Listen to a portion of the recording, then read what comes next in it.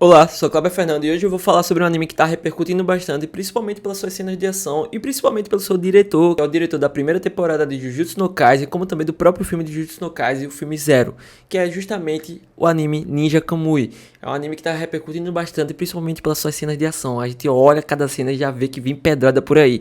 Então eu vou falar aqui sobre os dois primeiros episódios, minhas primeiras impressões e se vale a pena indicar pra vocês. Vale ressaltar que esse vídeo vai ser completo de spoilers, até porque é justamente minhas primeiras impressões do que eu achei desses dois primeiros episódios. Então, senta aí, se acomoda e seja bem-vindo a mais um vídeo. Todo início no primeiro episódio a gente acompanha aqui no metrô um cara bastante nervoso, ele aparentemente é um advogado ou coisa assim, ele tá de terno, tá bastante tenso, não sei se ele tá com medo de ser assaltado ou coisa assim, mas ele acaba correndo pra um beco e de repente aparecem vários ninjas. A gente pensa até que o cara vai ser morto logo em seguida, só que o cara luta de forma muito absurda, é uma cena assim de tirar fôlego, então já vai conquistando a gente nas próprias cenas de ação, o que esse anime vai mostrar aqui. Só que aí não dura muito tempo que o cara já perde a cabeça logo nos primeiros segundos. Ele lutou muito bem, mas não durou muito tempo, porque é muito cara lutando contra ele. E ele já vai pegando aqui a pegada do próprio nome do anime, que vai ser voltada à temática ninja, como também um elemento ali meio que futurístico, talvez. Porque quando o cara cai lá e perde a cabeça, né, que arranca a cabeça dele, né, o cara chega lá com o holograma e vê que o rosto dele no holograma lá é totalmente diferente. Então é meio que um disfarce, uma maquiagem, aí não sabe muito bem. E a gente vê que os ninjas são bastante informados, assim, em questão tecnológica. Eles têm lá, tipo, um computador, coisa assim. As armas deles são de outro nível. Então, tipo, a gente vai vendo uma pegada um pouco diferente. Que é uma pegada que eu até mesmo não gosto. Eu odeio quando junta samurai com zumbis ou coisa assim. Geralmente a Netflix faz muito disso. Mas aqui é uma pegada até mesmo que interessante. Eles conseguem mesclar muito bem.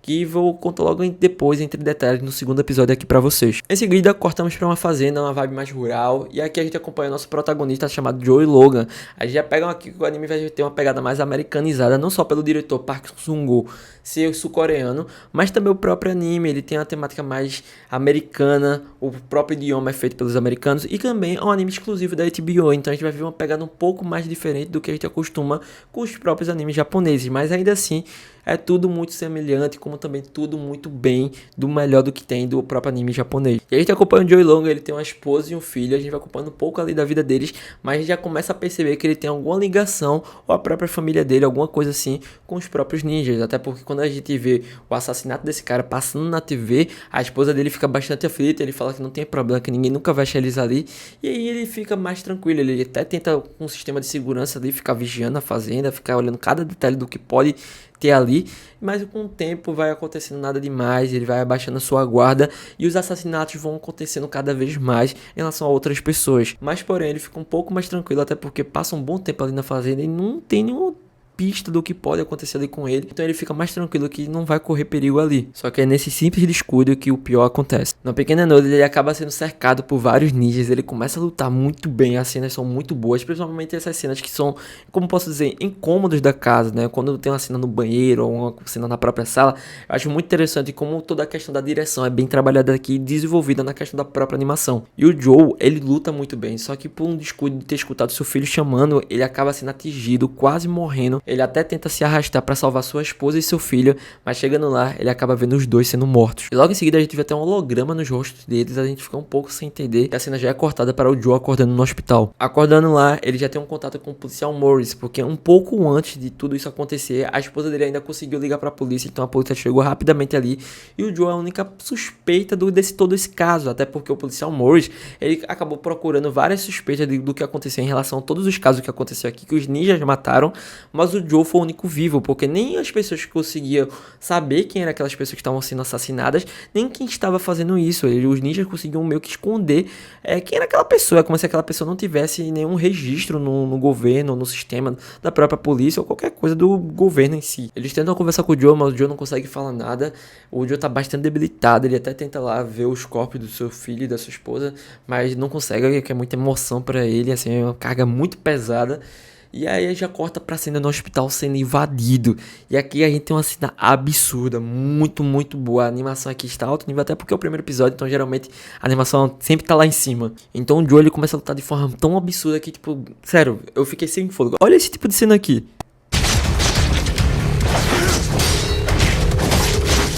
E eu acho que mais interessante disso tudo é como o Joe ele consegue lutar. A temática ninja é aqui muito presente. Como eu falei, tem uma vibe meio futurística aqui em relacionado aos ninjas, mas também tem uma vibe muito raiz sobre os ninjas. O Joe, ele consegue usar um jutsu praticamente das sombras e ele consegue fazer algo que consegue nocautear todo mundo, como também acabar derrotando o cara que matou sua família. Então a gente vê que, tipo, vai ter essa mescla de futuro com o passado e todas essas questões que vão ser trabalhadas aqui. Achei sensacional todas essas cenas e, por mim, velho, eu salvava todos os AMVs que tem aqui nesse anime. E logo em seguida a gente acompanha o Joe indo pra sua casa, ele tentando desvincular de tudo que ali que tava em relação a ele, sua esposa e seu filho, até porque para não deixar rastro. E aí tudo começa a ser mostrado de outro ponto de vista.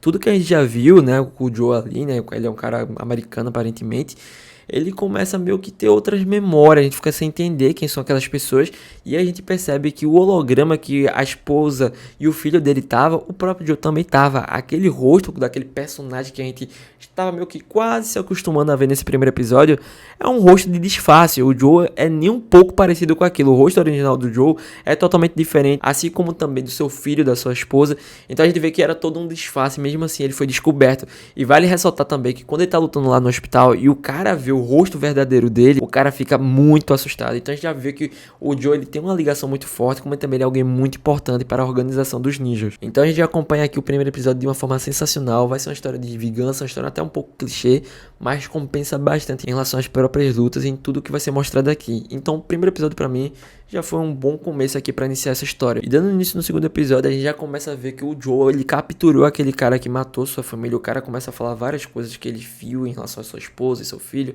Ele começa a torturar o cara bastante, assim, sendo até mesmo pesado. Esse anime não é para qualquer um, mas ainda assim, ele tá muito fraco. Pelo visto do que aconteceu, o jutsu que ele usa, os golpes, essas coisas assim, prejudica muito o corpo dele, pode fazer ele morrer, até porque chega um cara ali que ele conhece e ele fala justamente isso. Ele fala que até mesmo que era para o Joe estar morto, que na verdade vale ressaltar aqui que a gente não vai mais acompanhar esse nome Joe, e se Ringan ou Rigan, não sei muito bem. Vou falar Joe porque eu acabei me acostumando, então isso até quebra um pouco a expectativa da gente para quem a gente tá acompanhando, porque a gente acaba se acostumando com aquele traço do personagem e acaba vendo um personagem bem mais fechado, carrancudo, então a gente fica tipo, como assim, né? Tipo, ficar um pouco perdido. Mas ainda assim, aí já vendo que o Joe, apesar de debilitado, ele consegue lutar bem, ele consegue, tipo, ameaçar o cara, tipo, atacar o cara que tá sendo torturado por ele. E ele acaba tendo um contato ali com o policial Morris, que ele acabou pegando o cartão. Ele vai atrás do policial Morris, acaba, tipo, tendo uma negociação ali no restaurante. E o policial Morris ainda tenta atacar o Joe, porque tá totalmente diferente do que ele imaginava. O Joe ainda tenta mostrar ele, mas logo quando tenta mostrar, simplesmente chega um entregador lá. E aí a gente pensa que, tipo, tá tudo bem, né? Um entregador, de fato é um entregador. Chega outro entregador, mas o terceiro é um ninja. E começa a lutar de forma frenética o Joe. Tipo, olha essa cena aqui, velho. Como, tipo, não sei como o cara consegue lutar com 3 ou 4 braços de uma vez só. Então essa pegada futurística, essa pegada tipo poderes, já acho que é muito interessante e agrega muito aqui pra história. A animação caiu um pouco aqui nesse segundo episódio, mas ainda assim consegue trazer uma forma eletrizante da gente acompanhar tudo isso aqui e se empolgar, como também gostar bastante da própria história. O Joe consegue matar o cara de forma absurda. O policial Morris percebe que a arma desses caras é totalmente tipo fora do normal. O cara consegue tipo arrancar um pedaço de uma parede tranquilamente e não arranha nada, tipo, da própria arma. E a gente vê o Joe olhando até mesmo para um telão ali de uma empresa que é bastante comentada aqui. E talvez essa empresa, talvez não, acho que até tenho certeza que essa empresa tem alguma ligação com os próprios ninjas. Até porque quando começa aqui o segundo episódio, a gente começa a acompanhar que os ninjas, né, obviamente do Japão, eles tinham uma certa tradição, eles tinham certos habilidades e jeitos assim de assassinatos e afins, tinham medo de essas habilidades serem passadas para outras pessoas, e aconteceu alguma coisa ali no poder global em relacionado aos ninjas, como também relacionado aos países, que os ninjas migraram do Japão para outros países, outras potências. Então a gente percebe aqui que os ninjas estão trabalhando para esses outros países, essas outras potências, e alguma coisa está acontecendo em relação aos próprios ninjas, porque quando eles descobrem que o Rigan, o Joe, tá vivo, né, aquele cara que foi assassinado, não foi um ninja qualquer, eles ficam bastante preocupados. Tem até um senhor ali que ele fala que tem que ir atrás dele de todo jeito. Então a gente percebe que talvez ou o Joe, né, que o que complica muito aqui, que o traço, né, meio americanizado, como também até mesmo o japonês, a gente não consegue diferenciar quem é japonês e quem é americano na questão da animação. É que a gente não sabe se o Joe, ele foi um estrangeiro que acabou pegando essas habilidades e ficou muito mais forte que os ninjas normais que são do Japão, ou ele é um japonês que tá, tipo, foi o único sobrevivente da era antiga, sabe? Então a gente vai acompanhar um pouco dessa história e relacionado também com a própria vingança do Joe. Então o que eu poderia dizer aqui é que apesar do anime ser um pouco clichê nessa história de vingança, que matou a família e o personagem fica todo frio e calculista, ainda assim consegue compensar bastante, não só pela sua direção, sua animação, como também alguma coisa mais curta. Pelo que eu vejo, vai ser um anime em torno de 12 episódios, no máximo deve ser 24, uma temporada única. Então, pra quem tá querendo assistir uma coisa mais direta e objetiva, não ter que assistir 1000 episódios como se fosse de One Piece, né? É uma coisa bem mais de boa. Então, super recomendo pra você. Se você quer ver Ninja Kamui, tem lá na HBO. Então, se você gostou desse vídeo ou quer que eu traga mais animes, ou até mesmo mangás, ou coisas do tipo, comenta aqui embaixo. Eu gosto bastante de comentar sobre as coisas que eu gosto, e animes é uma delas. Então, até a próxima. Tururu.